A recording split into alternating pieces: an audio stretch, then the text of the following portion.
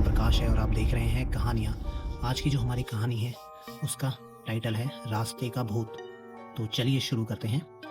रात के ठीक 12:30 बजे एक इंजीनियर कमल अपनी नई कार से शहर से दूर नेशनल हाईवे पर तेज गति से चला रहा था। वह एक क्लाइंट से मीटिंग से लौट रहा था और बहुत जल्दीबाजी में था। नेशनल हाईवे का जो हिस्सा था वो बहुत ही सुनसान था, जिसे स्थानीय लोग चुड़ैलों का रास्ता भी माना करते थे। कमल इन बातों पर विश्वास नहीं करता था, लेकिन रात की जो खामोशी थी ना, बहुत दूर तक फैली। पेड़ों की काली छायाएं मन में अजीब सा डर पैदा कर रही थी। तभी एक तीखे मोड़ पर उसकी हेडलाइट में एक आकृति आई और एक औरत सफेद साड़ी पहने सड़क किनारे खड़ी थी। उसके लंबे काले बाल उसके चेहरे पर लगभग छुपा रहे थे। वह हाथ हिलाकर लिफ्ट मांग रही थी। कमल पहले तो डर गया, लेकिन उसने सोचा कि इतनी रात को इस सुनसान जगह पर कोई अकेली औरत कैसे हो सकती है। शायद वह सचमुच मुसीबत में तो नहीं है।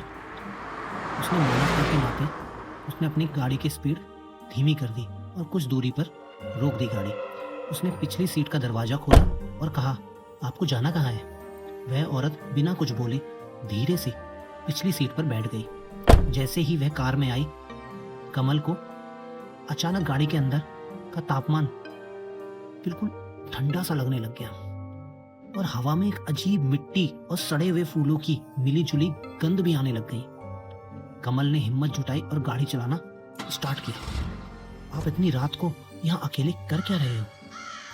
कमल ने आवाज में सहजता लाने की कोशिश करते हुए पूछा, लेकिन वहां से कोई जवाब नहीं आया। उसने फिर पूछा, क्या आप कुछ बोलेंगी? मैं आपको कहाँ छोड़ूं? पीछे से एक धीमी कांपती हुई आवाज आई, जहां यह रास्ता खत्म होता है।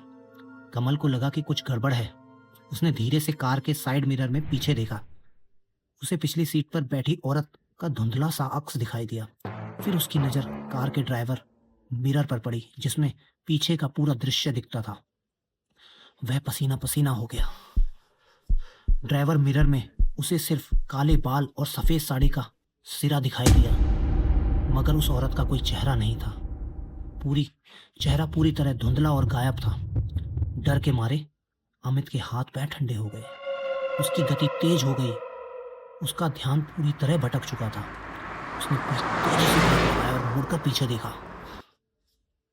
पिछली सीट खाली थी। वह जहां बैठा था बस एक सूखी हुई पुरानी गुलाब की माला पड़ी हुई थी। जहां पर वो लड़की बैठी थी ना, वहां पे सूखी हुई पुरानी गुलाब की माला पड़ी हुई थी। उसके दिल की धड़कनें बेतहाशा बढ़ गई। वह तेजी से कार को स्टार्ट किया और उस जगह से भाग निकला।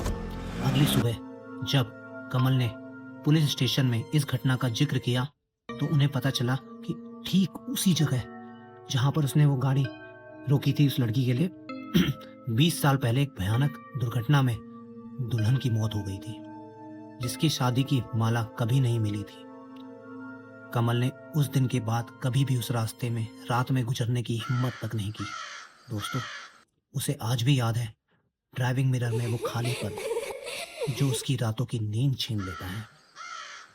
तो कैसी लगी दोस्तों आपको ये कहानी? अगर अच्छी लगी हो तो प्लीज़ लाइक एंड सब्सक्राइब जरूर करें। ऐसी कहानी को देखने के लिए धन्यवाद।